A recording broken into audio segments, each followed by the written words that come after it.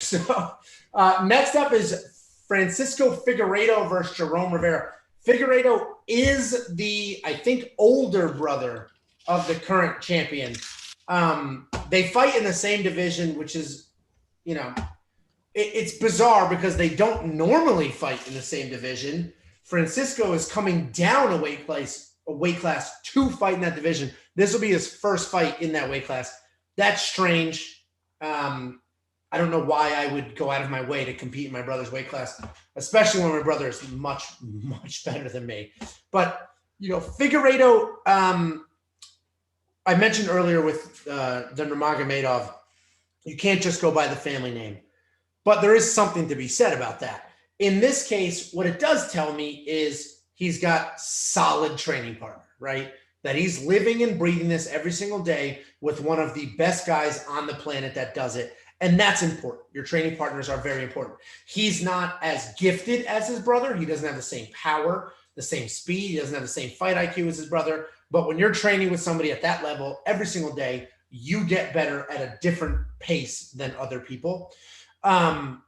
Rivera he has phenomenal jiu-jitsu, but not phenomenal. He has very good jiu-jitsu. He's the better jiu-jitsu practitioner despite their belts. The belts in a point competition are very different than belts in an MMA fight. In an MMA fight, Rivera has a better jiu-jitsu. The problem is his wrestling is not great. So great jiu-jitsu with terrible wrestling is either pulling guard or you get hit with a stiff jab, you fall down, and you wait and hope somebody comes into your guard. So I'm not touching this. What is tricky about this one, I think Figueiredo should win. What is tricky about this one is he hasn't fought in a year, and it's his first fight at flyweight. I don't know what his weight cuts look like historically. I don't know if this is easy or hard for him. I'm not going to touch it, but I do think Figueiredo wins if I had to put money on this. He's just more well-rounded. He's getting better training day in and day out. And Jerome Rivera it's 2021, so nobody's a one-trick pony, but he's closer to a one-trick pony than most. Jake, why don't you go ahead? Jake, you got anything? Angelo is very against last name familiarity. I'm very pro. So I would choose this guy just because his last name is Figueiredo. When you watch sporting events, do you pick like the favorite jersey color? Is that kind of your logic on bets? I do that all. He's bet on Dan Miller in every fight ever because Jim is pretty good. How'd that work out for you? Yeah, so I don't really taking Figueiredo. Yeah, I really don't have any. Yeah, I didn't.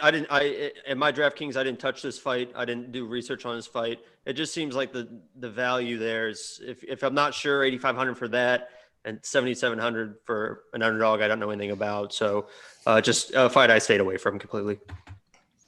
Yeah, so I watched a little tape on both of them again. I usually try to watch at least their last fight. I couldn't find much on Figueiredo, to be honest. It looks like he fought mostly in jungle fights. I'm sure it's out there. If I spent a little time on the internet, I'm sure I could find it. But I saw he's the brother of Davison Figueiredo, so you got to imagine he's from a good camp, training hard, all that good stuff.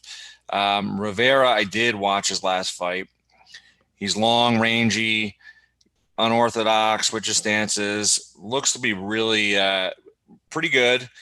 Defensively, though, he got dropped by Tyson Nam in his last fight, and you could see the whole first round, Nam was just chasing that overhand right. And literally, he missed a couple times in the first round. In the second round, he finally landed it and put it down. So I'm not touching it for DraftKings. I guess I'll go with Figueiredo based off of the assumption he's training hard with his brother. But, yeah, I'm not 100% sure on this one until I do a little more research. Yeah, I agree.